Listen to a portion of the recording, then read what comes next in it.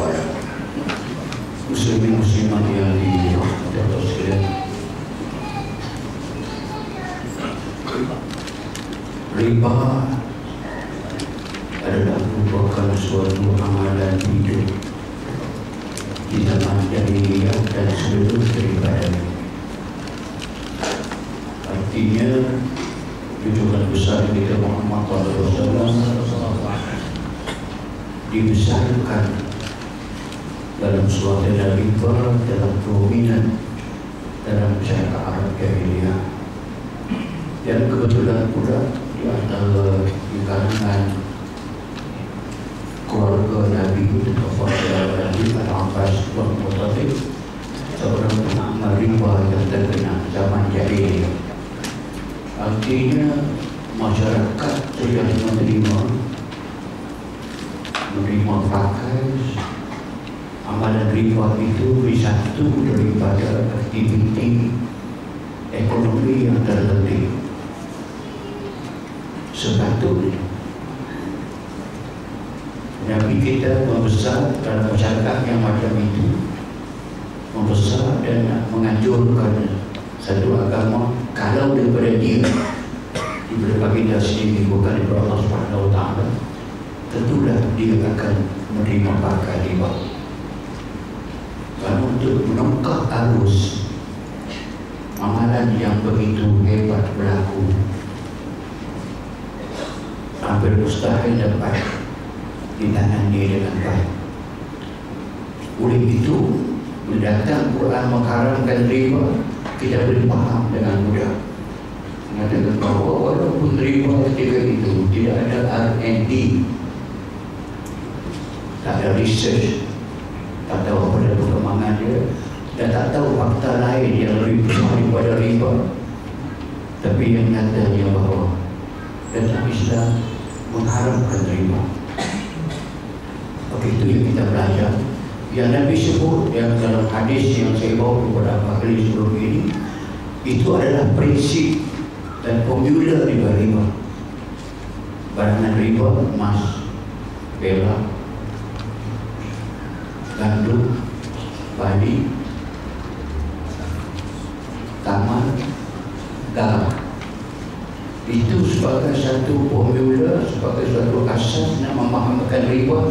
Ini bahagian riba. Pokoknya itu yang dia wujud dalam masyarakat itu. Dianalisa balik, akhirnya ada dua sahaja prinsip riba. Satu, duit riba.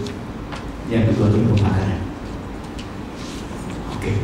Sekarang itu kita faham sangat mengatakan bahawa riba ini kita sekarang tak terlibat dah dengan tukar emas dengan emas.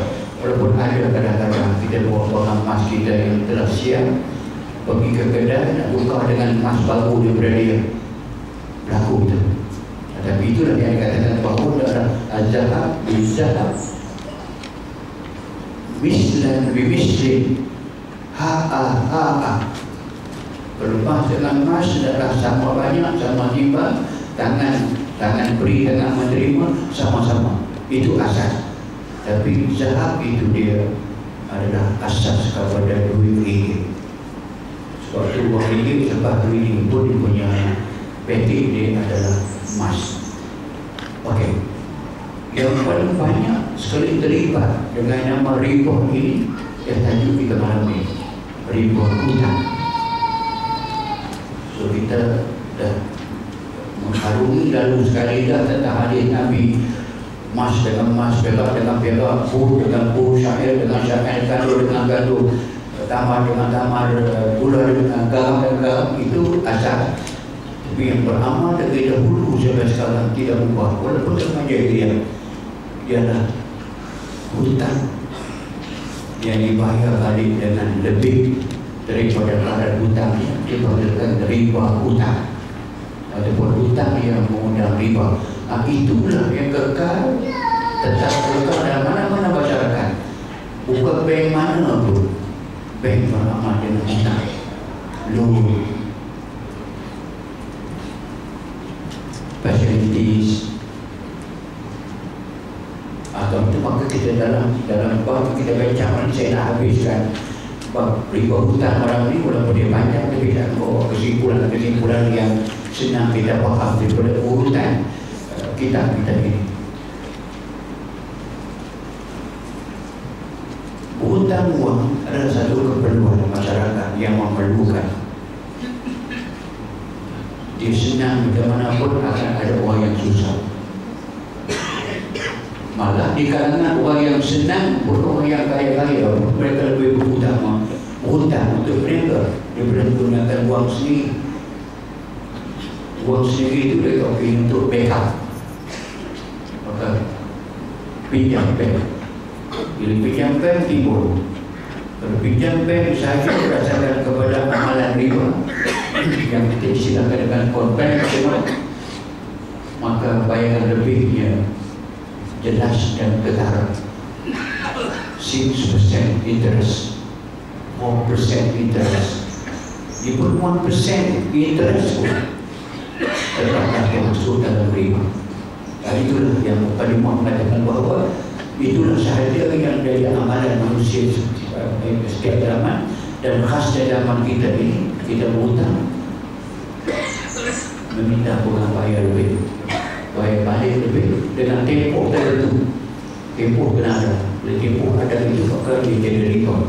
Di semua yang kedua itu urus niaga seperti inilah sebenarnya yang menjadi nas-nasya, tumpuan nas-nasya, dan amalan-amalan inilah yang cuba dihapuskan. Bayar lebih itulah yang Islam datang nak menghapus dengan menawarkan opsi ganti. Bukan makna tidak boleh berhutang langsung, tidak boleh berhutang langsung. Bagaimana Islam boleh diterima dengan manusia pinterannya yang tabiat semula jadi yang kita perlu kepada hutang. Kadang-kadang ada masa yang sesak kena berhutang. Sebab itu berhutang ditawarkan, saya sebut kalimah yang akhir itu ni, ada al-qardul hasan.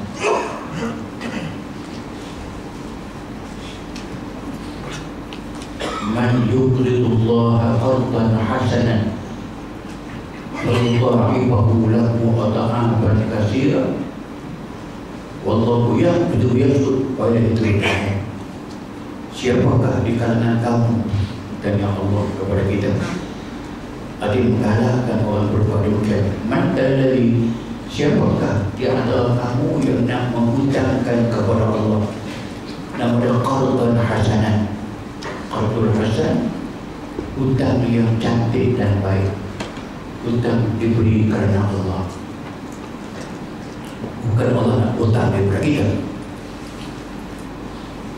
Kita hutang, kita hutangkan kerana Allah. Yang itu kata Allah, walaupun kamu tidak meminta daripada orang itu bayar lebih, tapi Allah berjanjikan fayudha'ifahu lahu adha'afan katsiran.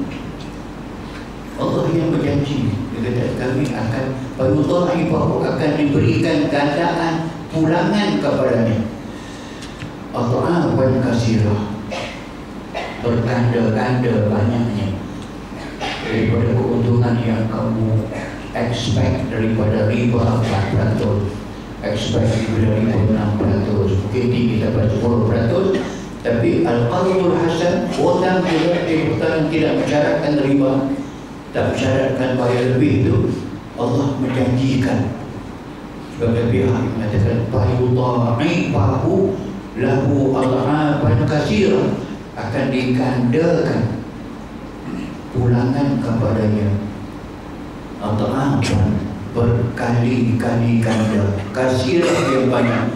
Kenapa? Wallahu yaqdi wa yabsut, yang menaat rezeki, yang menabur rezeki kepada Allah. Maksud itu yang ayat tadi kita baca dulu, kita kata bahawa wa ma ataitum min riban liyarbu fi amwalina fala yarbu 'inda Allah. Wa ma ataitum, apa yang kamu keluarkan modal kamu memberi pinjam kepada orang dengan niat riba, syarat riba, hutang dengan riba, la yarbu 'inda Allah. Allah tidak akan memberikan kelebihan kepadanya.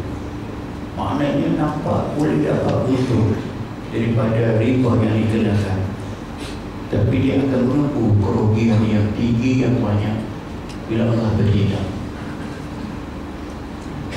Bank boleh bergerak, orang perseorangan boleh bergerak. Bila wasak binasa kata dia pasal fa'zanu biharbin min Allah wa Rasulih, ketahuilah Allah dan Rasul akan memerangi ekonomi kamu. Itu maka datangnya kata-kata itu. Sebab tu urusan-urusan tukar barang, tukar duit, hutang-hutang ni memang dia ada yang sebut tadi itu al-qardul hasan. Okey, riba adalah amalan jahiliah, itu saya sebut tadi dah. Dan memang itulah nadi utama pergerakan ekonomi zaman jahiliah, zaman Nabi kita yang besar. Dan kita lihat pula mengatakan bahawa Quran datang untuk memperbaiki keadaan manusia, termasuk memperbaiki hutang-hutang ini. Kalau diharamkan riba, maka apa dia gantiannya? Quran menawarkan gantian. Apa dia? Illa an takuna tijaratan an taradin minkum. Boleh dengan cara perantaraan jual beli. Bila jual beli maksudnya transaksi yang ada beri memberi. Bagi duit ada barang yang dipanggilkan bahawa dia merupakan suatu tukaran barang dengan wang atau wang dengan wang yang dibuat secara terus menerus, tidak memberi hutang. Quran menawarkan illa an takuna tijarah. Tijarah pun, negaan pun mestilah antara minkum. Ada reda meredai, ada puas hati, puas hati dan tidak ada sebarang penipuan. Gharar, ketidaktentuan, gharar, penipuan, itu yang Islam nak hapuskan. Dalam jual beli yang riba tadi jelas ada tekanan, ada penekanan, ada kezaliman. Sebab itu dalam riba la tuzlamuna wa la tuzlamun. Tak boleh kamu zalim orang dan kamu pun tidak boleh dizalimi. Seriba zalim, cekik darah manusia. Maka Quran menawarkan tiga. Itulah yang Al-Quran sebut panjang dalam surah Al-Baqarah itu, alladzina ya'kuluna riba la yaqumuna illa kama yaqumu alladhi yatakhabbathu asy-syaitanu minal mas. Mereka yang memakan riba akan dibangunkan pada hari kiamat nanti dalam keadaan dia seperti orang yang disampuk oleh syaitan, oleh hantu, oleh iblis semasa di dunia dulu.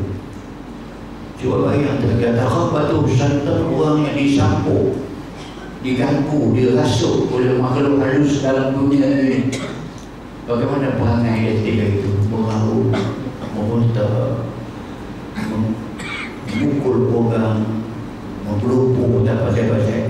Tapi kita lupa selalu di jauh syimak. Kita panggil menderem, kita makan sama. Itu bayangkan orang bangun pada hari kiamat di akhirat tenang, bimbang, takut. Dia bangun dia macam orang gila. Itu yatakhabbathu syaitan minal mas. Kenapa berlaku demikian? Dzalika bi annahum qalu innamal bai'u riba. Dan orang-orang itulah yang dahulunya pada pandai mengatakan riba macam jual beli juga. Jual beli barang tukar dengan duit, riba duit tukar dengan duit, emas tukar dengan maka perniagaan. Orang inilah yang mencari jalan nak menghalalkan riba dengan berbagai-bagai cara. Macam menghalalkan riba atas alasan orang Islam dalam keadaan darurat. Saya terangkan, adakah darurat itu kita nak pakai agama dengan kepada kita dan nak ambil istilah syarak, rujuk kepada syarak. Syarak kata apa darurat?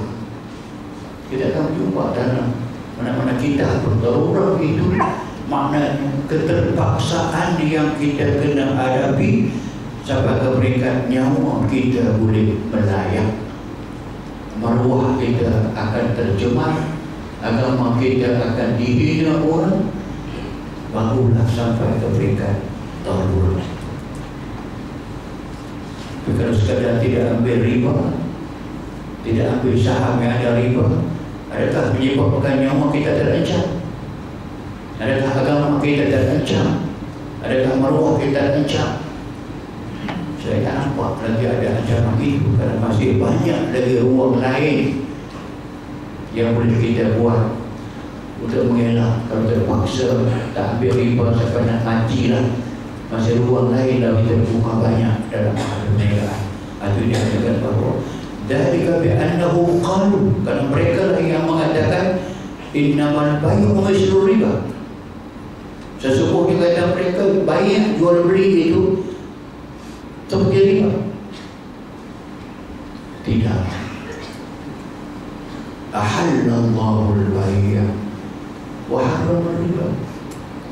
Allah yang menghalalkan kepada kamu jual beli. Jual beli maksudnya tadi lah, jangan jual emas dengan emas, jual emas dengan duit, jual gagang dengan duit, jual bekas dengan duit. Itu tak ada apa sebagai syarat. Berapa harga bersedekah syarat, gula naik 20 sen, hantar. Contoh itu. Tapi itu yang dikatakan bahawa faman ja'ahu mau'izatun min rabbih fantaha. Pada masalah sesiapa yang datang kepadanya mau'izah, peringatan dan pengajaran daripada Allah Subhanahu wa ta'ala. Apa dia mau'izah? Allah beritahu dengan jalan tadi riba haram, mereka halal. Itu mau'izah. Fantaha, ikut perintah Allah. Dia berhenti buat riba. Pada masalah kalau dia ada masih lagi ada modal dia yang dilaburkan dalam lapangan saham yang haram, bank yang haram, dia boleh ambil balik modalnya. Wa amruhu ilallah, urusannya serah kepada Allah. Maksud amruhu ilallah itu bahawa kamu sudah selesai masalah mengundang dosa, kamu sudah selesai daripada mengundang kemurkaan Allah Subhanahu wa ta'ala, dan Allah wa amruhu, urusannya itu kamu serah kepada Allah. Allah akan ganti balik apa yang kamu harapkan keuntungan dunia, dia ganti balik. Pasal ada ayat lain, dia kata wa man kana yuridu harsal akhirah nazid lahu fi harsi. Sesiapa yang berkehendakkan di urusannya itu redha Allah, itu kebaikan akhirat, pahala di akhirat dan sebagainya, tak mau terlibat dengan dosa dunia, nakkan pahala di akhirat, Allah janji nazid lahu fi harsi, kami akan gandakan kepadanya hasilnya, hasil yang dia dapat. Dunia dia akan ganti, akhirat lebih-lebih lagi dia akan ganti. Tapi kena ingat, wa man 'ada fa ulaika ashabun nar hum fiha khalidun. Siapa yang berdegil, dia masih melakukan juga riba setelah tahu hukum yang begitu jelas, maka mereka itu kata Allah ashabun nar, penghuni neraka, hum fiha khalidun, kekal mereka dalam neraka. Maksud kekal di sini bukan makna selama-lamanya tak ada pulang masuk ke syurga, tidak. Lama sangat mereka dalam neraka, seolah-olahnya kekal. Sebab orang itu beriman dengan Allah Subhanahu wa ta'ala, akhirnya dia akan mati masuk syurga. Lepas habis segala dosanya dia akan masuk syurga. Itu yang dimaksudkan. Halaman 141 itu ayat di atas dengan jelas menghuraikan segala bentuk riba.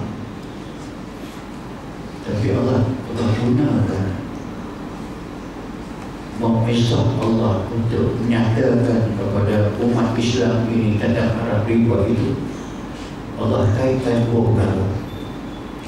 Satu dengan ayat yang bermula dengan Ya ayyuhalladzina amanu, dituju kepada orang-orang yang benar-benar beriman dengan Allah. Yang pertama.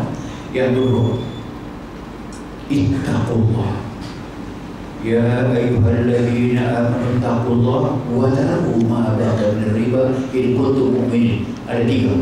Walaupun mula dikatakan wahai orang yang beriman, ayat seperti ini atau benda seperti ini, kalau orang itu tidak benar-benar beriman sungguh dengan Allah, dia suka nak terima, nak berhenti daripada amalan dia, suka panggilan agak dunia, kekayaan dunia ni kuat, setan dia tu kuat, semua tu general. Setidak-tidaknya beri dia general lah, kuat. Sebab tu tunjukkan ya dia bertakwa, ya dia mana tadi takwa yang dulu, kena takut kepada seksa Allah, disebut takwa.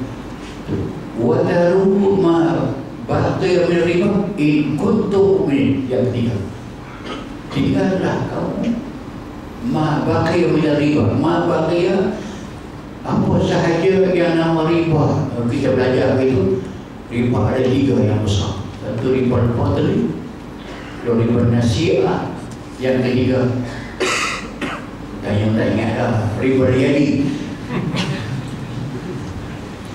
Tak apa, kau banyak ada tiga. Riba ada tiga. Riba al-fadli itu tukar barang yang satu lebih daripada yang lain, barang riba. Tukar kamu saya bakaran, kamu ni bagi 1 kilo, kamu dia bagi 1 kilo. Ada pesan faham.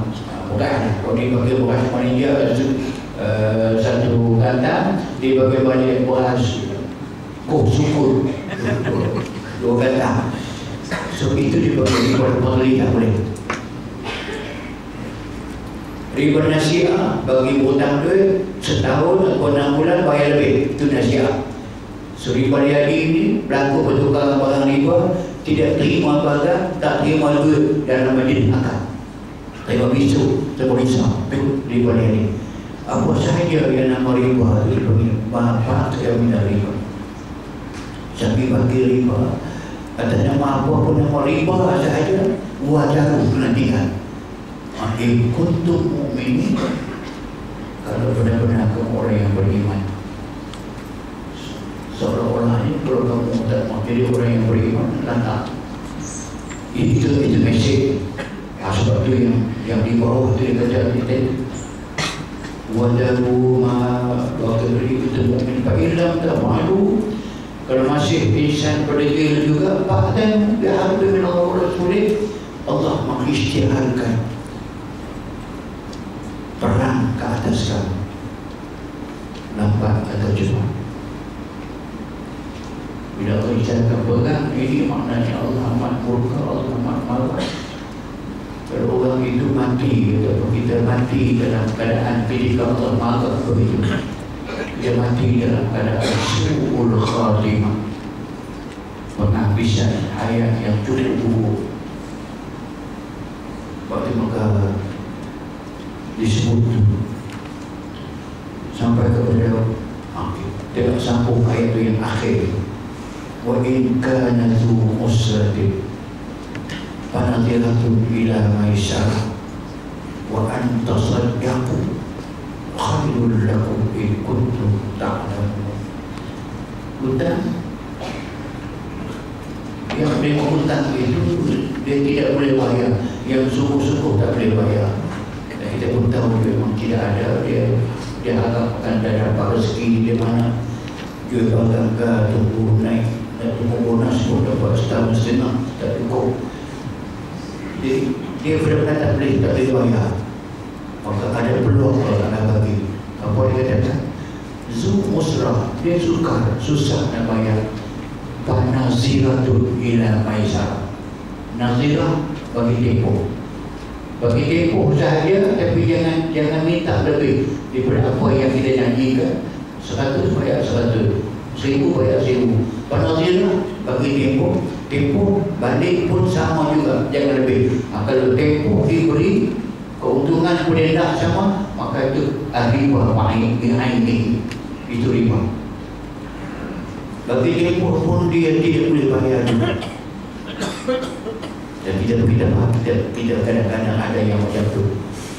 Kita kadang-kadang ada yang macam tu. Ada masa yang rezeki Allah tutup, buat apa pun tak jadi.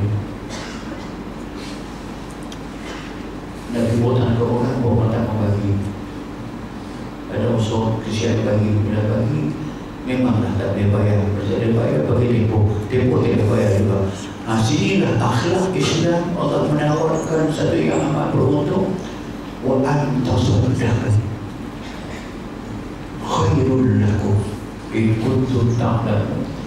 Lukis macam itu kamu apa dekat dia, kalau kamu susah, tak apalah, saya jadikan itu sebagai zakat saya. Sedekah tak ada mana dua. Sedekah yang mana zakat, dia bukan sedekah wajib. Ada sedekah tak tahu, dia pakai sedekah yang sukarela.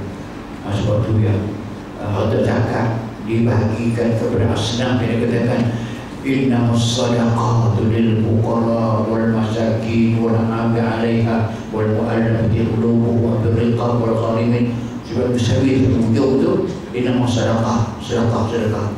Dia tadi itu kalau dia tak dia bayar supaya dia pun selesai tutup pahala, tutup kira-kira.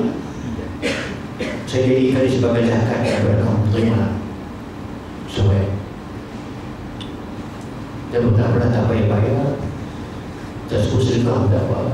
Saya halalkan dunia akhirat. Bagaimana hati seorang yang susah tak boleh bayar hutang, cari duit tak dapat, takut dia tidak dapat anugerah, tak pernah. Saya halalkan. Habis kira sekarang ni kosong-kosong, zero. Itu khairul lakum, lebih baik daripada dia bayar duit kepada kamu. Hutang tadi dia bayar kepada kamu, dengan tak boleh bayar, kamu bagi sedekah dekat dia, bang berkat dia, khairul lakum in kuntum ta'lamun.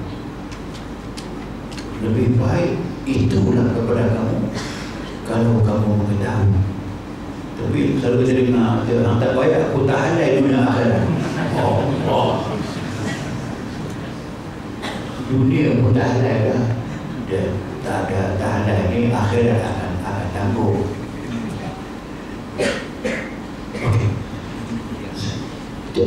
Cuma tengok Islam menawarkan satu akhlak yang begitu. Dan berlaku dan mana bila orang mengamalkan ini. Saya sebut sedikit pada ibu sudah bagaimana masyarakat Islam membina kehidupan mereka yang berdasarkan kepada wa ta'awanu 'alal birri wat taqwa wa la ta'awanu 'alal ismi wal 'udwan. Bertolong-tolongan kamu dalam perkara bir yang mendatangkan kebaikan, yang mendatangkan pahala, yang mendatangkan redha Allah, itu kamu kena tolong-tolong. Wala ta'awanu, dan jangan kamu bertolong-tolongan pada ismi untuk mengundang dosa Allah Ta'ala, murka Allah, dosa Allah. Wala aiwan, tolong bergaduh, tolong buat permusuhan, jangan. Daripada ayat yang sependek itu, maka datanglah konsep ta'awanu, maka datanglah yang dipanggilkan dengan insyur Islam. Di Malaysia kita terkenal dengan takabur ikhlas. Makna takabur tak ikhlas. Takabur Malaysia tak pernah nama. Tapi takabur itu dalam seluruh sistem yang ada dalam insurans itu dibalik kalau ta'awun 3 kata wa ta'awun 'alal birri wat taqwa, maka dia pun tolong-tolong dalam kesyarikat, dalam kebenekaan sama-sama. Kalau saya kata bila asal yang macam inilah nilai Islam terserlah. Masyarakat Islam, masyarakat yang sepatutnya tidak ada orang susah. Kalau semua bertolong dulu. Tengok macam cerita itu. Ingat balik satu fakta. Seseorang sahabat pergi berjumpa dengan Nabi, meminta Nabi pergi menyemayangkan jenazah bapa yang meninggal. Nabi bangun nak pergi, dan Jibril beritahu kata dia mati dalam keadaan buta. Nabi kata, saya tidak boleh pergi kerana saya tahu bapak menghutang orang di atas pakaian. Orang yang berhutang ini dia terseksa. Kalau aku minta macam mana pun tak akan tunai. Mereka jika dia bayar hutang dahulu. Nabi sampai tak mau pergi sembahyang jenazah. Hukum asal sembahyang jenazah itu fardu kifayah. Bila fardu itu maknanya Nabi dan orang yang akan buat dulu jika dia fardu. Fikir semacam ini kata dah, aku minta maaf, aku tidak boleh pergi sembahyang. Kenapa kamu hutang banyak? Mati nak hutang. Dia kena tanggung seksa Allah yang berat. Aku minta pun sia-sia. Ada sahabat ni, bukan kita juga tak boleh bayar. Dia tak lupa hutang, tak boleh bayar. Pergi istihad kepada sahabat-sahabat lain dengan menangis-nangis. Rasulullah tak mau sembahyang kepada dia dan bapak saya mati dalam hutang dia banyak. Tapi seorang sahabat sanggup yang Waqqas, dia seorang yang ada walaupun hutang ayah sekian pergi panggil ke semua orang yang ada hutang tu kepada aku akan selesaikan ke semua sekali. Bukan hutang di kuat tasaddaku. Saat yang macam tu dia nak menyelamatkan seorang insan sahabat yang diseksa Allah kerana hutang dia. Nabi sampai tak mau sembahyang, dia bayar. Habis bayar saja, sahabat tadi pergi jumpa Nabi semula. Semua sambil Waqqas telah bayar hutang. Semua kita apa selesai. Israel usah. Kalau begitu terjadinya, habis bayar. Betapa besarnya pahala yang sampai Waqqas dapat. Kalau kita dapat mencontohi tidak ke semua pun sebahagian daripada itulah. Wa antasaddahu khairul lakum in kuntum ta'lamun. Okey. Halaman seterusnya kita lihat ada satu hadis daripada Ali bin Abi Thalib, ada menyatakan bahawa Ibnu Abbas berkata mengenai ayat yang bermaksud oleh itu kalau kamu tidak juga melakukan perintah meninggalkan larangan riba itu, maka ketahuilah kamu akan adanya peperangan daripada Allah dan Rasulnya. Ibnu Abbas berkata sesiapa yang masih mengamalkan riba dan tidak mahu menjauhinya, maka pemerintah umat Islam berhak meminta dia bertaubat. Jika dia tidak bertaubat, pemerintah berhak menangkal kepala. Nanti serius. Sebab ini daripada ayat tadi, daripada hadis tadi itu, sahabat yang mengatakan Ibnu Abbas menyatakan bahawa pemerintah sendiri kena bertindak. Kalau ada orang bersama lagi masih juga datang ayat atau hukuman sebagainya, suruh berhenti, tak mau berhenti, suruh berhenti juga, pemerintah boleh pergi pakai apa, boleh bunuh. Kalau pemerintah sendiri yang buat riba, tidak tangkapnya dah dihukumnya begitu. Kalau pemerintah berhak memanggal kepada bunuh, boleh bunuh orang yang mengamalkan riba, boleh bunuh. Maka rakyat boleh bunuh kerajaan yang makan riba. Apa kata diambil lah. Besar dia punya pengajaran dan dia punya kesan dia kepada masyarakat itu besar. Sebab kita ada mengelak daripada mak kita yang ada beri kepada Rasul. Elak daripada Allah, berisytiharkan Allah melakukan peperangan kepada kamu. Bila Allah berperang, dia bukan nak pilih orang yang makan riba saja. Semua kena. Daripada kami kenal tak pada pasal, baik pangkal dia dulu. Itu yang saya kata, yang saya ambil contoh daripada ini. Oleh itu yang disebut dalam halaman seterusnya, hendaklah kamu tinggal ma baqi min riba. Perkataan ma pada rumah baqi min riba itu perkataan ma apa-apa.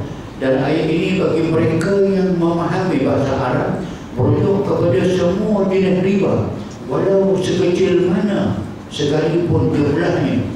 Walaupun riba dilibatkan hanya hutang RM10, bayar RM10.5, bayar RM10.50, 5 upah itu, seupah semusim.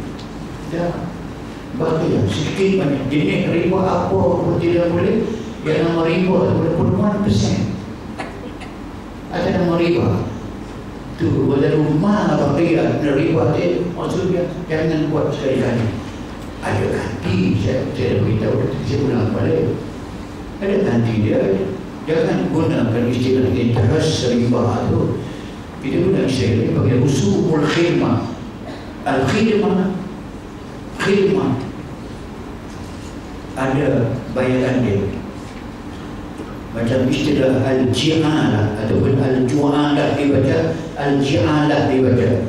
Ji'alah ini maknanya kita janjikan orang itu bekerja untuk kita. Satu pekerjaan kita janjikan nak bayar gaji dia, upah dia. Itu ji'alah. Macam Abu Sa'id Al-Khudri bagi nak ubah seorang ketua kabilah. Dia kata, anta ja'alu lana ju'lan.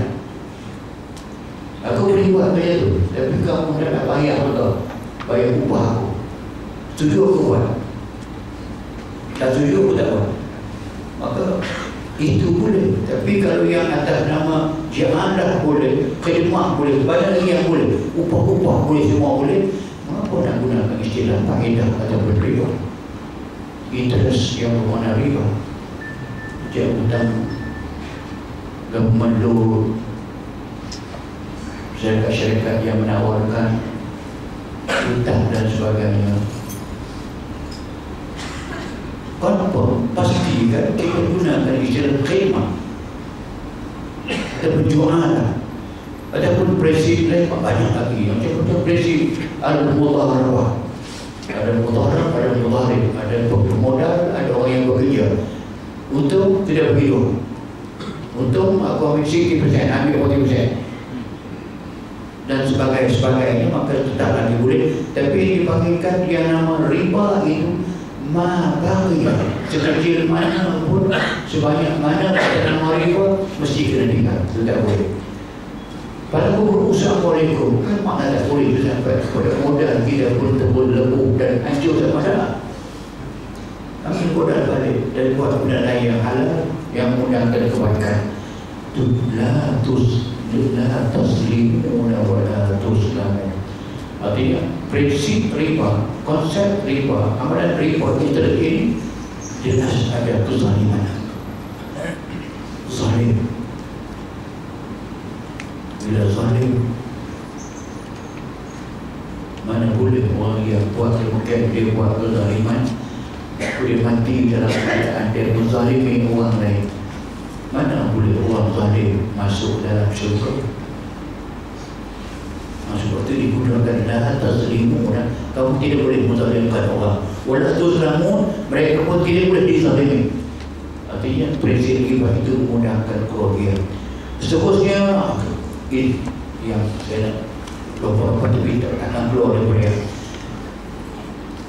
la'ana Rasulullah SAW akil riba wa wakiluhu wa katibuhu wa syahidaihi wa qalahum sawa. La'ana Rasulullah SAW melaknati penyebelahan dan larangan yang amat sangat. La'ana itu dia mendoakan semoga Allah menjatuhkan laknat. Laknat mana kemurkaan Allah, jatuhkan kepada siapa? Kepada akilur riba. orang yang memakan riba. Wa muwakiluhu, orang yang mewakili pihak yang berurusan dengan riba, dia sebagai wakilnya. Wa katibuhu, kerani ataupun orang yang menulis hutang yang mengandungi riba. Wa syahidaihi, dan saksi-saksi yang dia. Selalunya dua orang saksi, saksi pun sana. Wa qala hum sawa, semua yang disebut tadi itu sama-sama mendapat dosa, tak lebih tak kurang. Yang bagi riba, yang terima riba, mewakil yang terima riba, termasuk orang yang terlibat dengan urusan riba, menulis kerani, yang mewakili bank untuk uruskan. Dan kerani bank ni bukan buat untuk diri dia, bank komersial dia buat bagi pihak bank. Yang penting sekali kita faham sekaligus, bila Allah, Nabi meminta Allah melaknati. Doa Nabi, orang tidak tolak, pasti berlaku laknat itu. Tengok macam bila Allah murka kepada iblis, wa inna alaika laknata ila yaumil, ke atas kamu wahai iblis kemurkaanku, laknatku. Al-laknat atardu minar rahmah, dilampas daripada dia rahmat Allah. Dia tidak merasa rahmat Allah yang sebenar, dia dapat kemurkaan Allah, kecelakaan daripada Allah. Maka riba sama. Sepatutnya orang yang bagi riba, orang yang terima riba ni orang yang berhajat, dia macam terpaksa bunuh dalam, maka dia sebetulnya kurang sikit lah dosa ataupun lepas langsung. Kalau dia lepas, banyak orang makan riba. Sebab tu makan riba, pemberi penerima, yang tulis, yang jadi saksi. Saksi apa saja kan? Tambah pula yang jamin pula. Hum sawa, semua bernama-bernama itu sama menanggung dosa riba.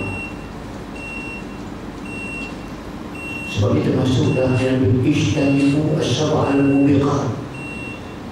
Ijtanibu, kamu jauhlah diri kamu daripada 7 perkara yang mengundang kecelakaan. Mubiq, yang membinasakan kita, kecelakaan yang membinasakan kita. Apa dia 7 itu? Itu dibinakan. Satu daripadanya riba, yang paling besar sekali. Asyirku billah, yang syirik kepada Allah, itu yang paling atas. Yang keduanya as-sihru, sihir. Sihir pun macam riba juga. Sihir, yang buat sihir pun hukumnya sama, yang pergi minta tolong buat sihir pun dia dapat dosa yang sama. Mana Nabi sebutkan, man ata sahiran faqad kafar. Sesiapa yang tahu itu adalah tukang sihir, dia pergi juga meminta khidmat tukang sihir, faqad kafar, dia kufur. Ahli sihir dia tidak meminta daripada Allah Ta'ala, dia minta selain daripada Allah Subhanahu wa Ta'ala. Dan orang itu dalam konteks makna sebenar kepada sahir, orang yang buat sihir, dia tidak akan sampai kepada taraf sahir ahli sihir. Lagi dia lulus menjalani beberapa tahap ujian yang besar pada awal itu. Dia kena menghina Allah, menghina Quran, menghina Nabi, menghina hukum.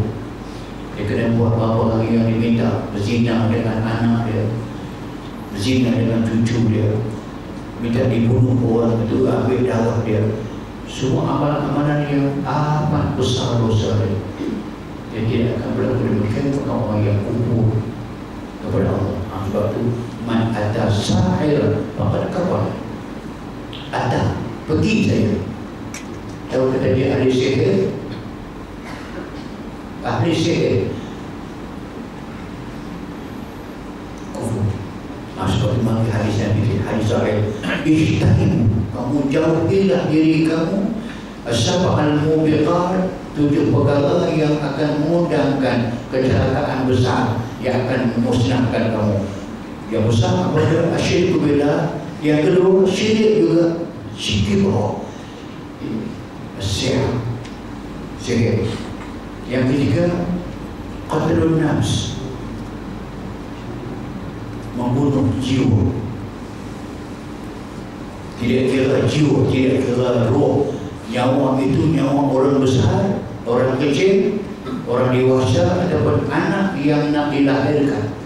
Bunuh dalam perut dia, gugurkan dia, ataupun lahirkan dia, campak dia, tanam hidup-hidup. Berjampak apa tingkat 12 ke bawah tak boleh hidup ke budak. Itu qatlun nafs, bunuh orang. Besar mana dosa bunuh orang itu? Quran kata waman qatalan nafs, waman qatalaha faka'annama qatalan nasa jami'a, waman ahyaha faka'annama ahyan nasa jami'a.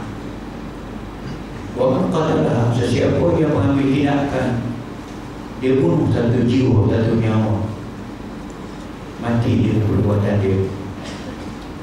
Contoh tadi, maka nama perbuatan itu kata Allah seolah-olah dia membunuh ke semua manusia ada dunia. Coba bayangkan, kalau manusia sekarang ada sebanyak 7 bilion ataupun 6 bilion. Pakaian nama kata nas jami'ah, insya-Allah dia telah membunuh 6 bilion manusia. Kalau orang telah bunuh 6 bilion manusia itu, ada peluang masuk syurga. Ada dia tidak ibadah. Waman ahya, orang yang sepatutnya mati dalam pencoma pikir kita, aksiden darah keluar banyak dan sebagainya, ataupun dia nak tenggelam air ke, kita nampak orang tu nak tenggelam, biar dia tenggelam apa dia, tak cuba menyelamatkan dia. Orang aksiden darah keluar banyak, tak usah ambil dia masuk kereta, bawa pergi ke hospital, serah ke hospital. Usaha yang macam ini, usaha nak hidupkan waman ahya. Siapa yang dengan usaha dia, seorang yang sepatutnya mati telah hidup seolah-olahnya hidup dengan usaha dia. Bahkan nama ahyan nasa jami'ah, usaha dia itu seolah-olah dialah dapat menghidupkan kesemua manusia. Dia bisa menawarkan kelebihan yang begitu. Sebab itu qatlun nafs ini, membunuh orang ini memang dosa amat besar. Tengok yang diwariskan daripada syirik. Termasuk syirik itu kita faham sangat dah. Walaqad uhiya ilaika walladzina min qablika la in asyrakta la yahbatanna 'amaluka wala takunanna min khasirin. Suratul Hajj. Kami wahyukan kepada kamu wahai Muhammad, macam kami wahyukan kepada semua nabi dan rasul sebelum kamu, kalaulah kamu terbuat ataupun siapa sahaja yang melakukan syirik kepada Allah Subhanahu wa ta'ala, la yahbatanna 'amaluka, amalan kamu yang kamu buat sebelumnya, sebanyak mana pun pahala kamu daripada ibadat kamu buat sebelumnya, sebanyak mana pun kami tolak ke semua sekali. Dalam makna kamu buat itu sedang kamu mensyirikkan aku kepada Allah. wala takunanna minal khasirin, kamu akan jadi orang yang paling rugi di akhirat. Sebab itu dimasuk dalam yang dibariskan, kalau syirik, kalau sirik, kalau bunuh orang bersama. Kemudian dia katakan wa aklu riba,